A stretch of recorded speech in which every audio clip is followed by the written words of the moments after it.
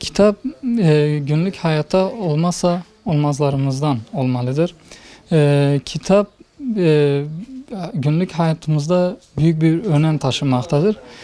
Tabii ki özellikle asrımızda yani farklı türlü fikirlerde kitaplar çıkmıştır. Kitap konusunda her önümüze gelen kitapları almamalıyız, okumamalıyız.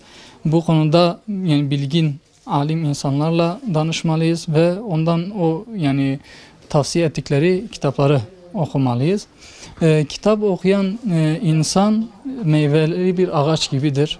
Meyveli bir ağaç nasıl kendi etrafına fayda veriyorsa, insanlara bir faydası varsa elbette ki kitap okuyan insanlar da meyveli ağaç gibi insanlara fayda sunmaktadır.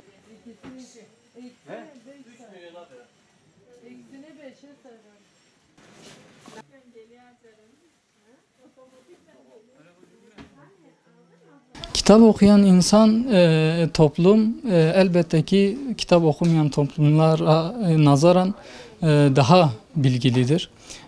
Daha yani mesafe kat etmektedir. Ayrıyeten daha ıslah edicidirler. Hem ıslah olunmuşlar hem ıslah ediciler de çünkü dikkat edin, kitap okunurken yani dediğimiz gibi hani seçmek gerekir. Toplum mesela dikkat ederseniz kitap okuyan toplumlar kitap okumayan toplumlara nazaran bakır daha ileriki seviyeleri kat etmektedir. Daha çok ilerliyorlar. Bu konuda hani arada yani epey fark vardır.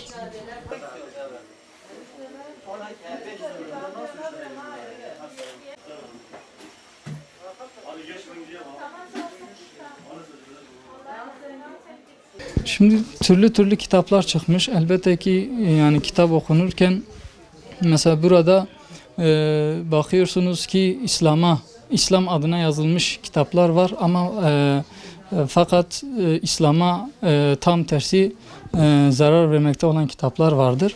Bunları kesinlikle tespit edilmesi gerekiyor. Hatta bu kitaplar kaldırılması gerekiyor. Kesinlikle yayınlanması gerekiyor.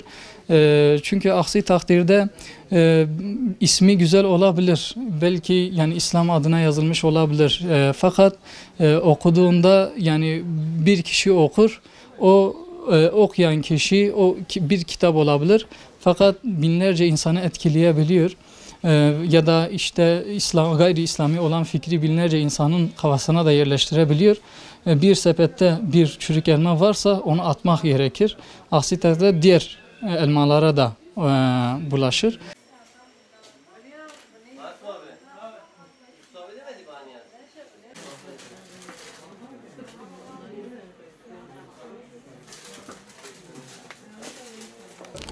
Şu anda en çok yöneliş tefsirlere vardır. Biz de bu konuda Mevdudi'nin Tefhimul Kur'an, Seyyid Kutub'un Fizilalini öneriyoruz ve diğer tefsirleri öneriyoruz. Bir de Siyer'de vardır. Siyer'de de biz Salih Surucu öneriyoruz genelde yani halk için. Tabii ki diğer siyer kitaplarını da öneriyoruz yani.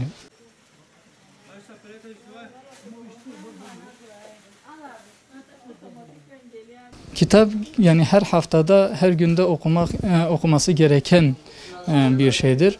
Yani sadece bu işte ayda bir sefer ya da işte 2 ayda bir sefer değil de her gün hatırlanması gerekir. Çünkü bizim kitaba ihtiyacımız vardır elbette ki okumaya ihtiyacımız vardır, bilgiye ihtiyacımız vardır. Dolayısıyla sadece belirli günlerde ya da işte sınırlı olmaması gerekiyor. Her zaman hatırlatmak gerekir, özellikle de gençlere.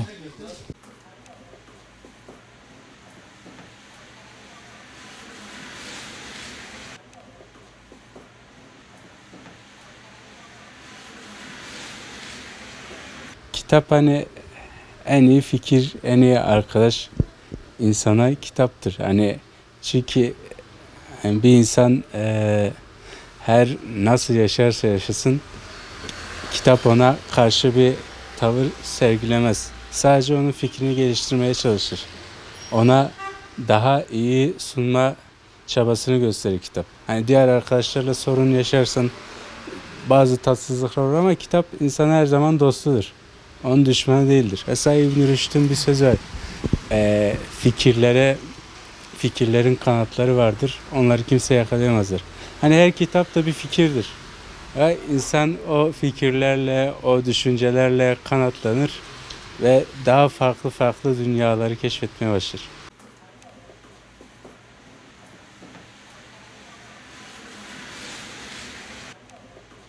Kütüphaneler haftası ile ilgili mesela farklı etkinlikler yapılabilir.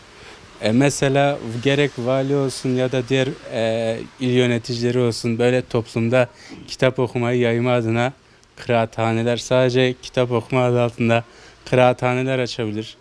Öğrencilere kitap okumayı sevdirme açısından okullarda kitapla ilgili etkinlikler yapılır, kitaplar dağıtılabilir. Bu şekilde çalışmalarla biraz hani kitabın önemine değinilip insanları biraz daha geliştirme açısından bir şeyler yapılabilir.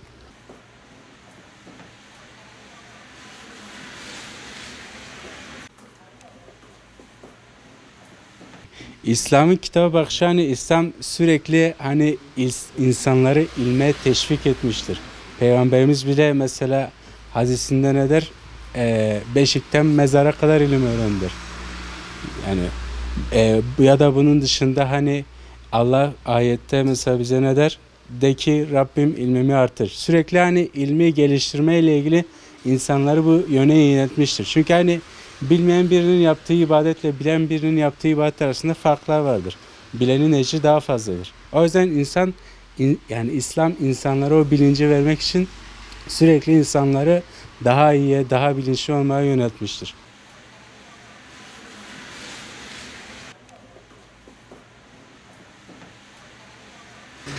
Yani kitap okuyan toplumlar her zaman daha düşünceli davranırlar, daha bilinçli yaklaşırlar olaylara, ön yargılarını biraz daha kırarlar. Olsa da biraz daha düşüktür ön yargıları. Ama kitap okumayan toplumlarda hani cehalet biraz daha fazladır. Tabii hani buradaki cehalet hilimsizliğin karşıtlığı olacak. Yani böyle yumuşak huyun karşıtlığı olacak. Çünkü hani kitap okumak bir nevi insanı böyle düşündürür, ahlakını iyiye sevk eder, huyunu geliştirir. Ama mesela okumayan insan kaba saba davranır. Yaptığı hareketlerinde düşüncesiz davranır. Sürekli insanlara kalbini kırarak iş yapar. Okuyanla okumayan toplum arasındaki genel farklar bu şekilde ilerler.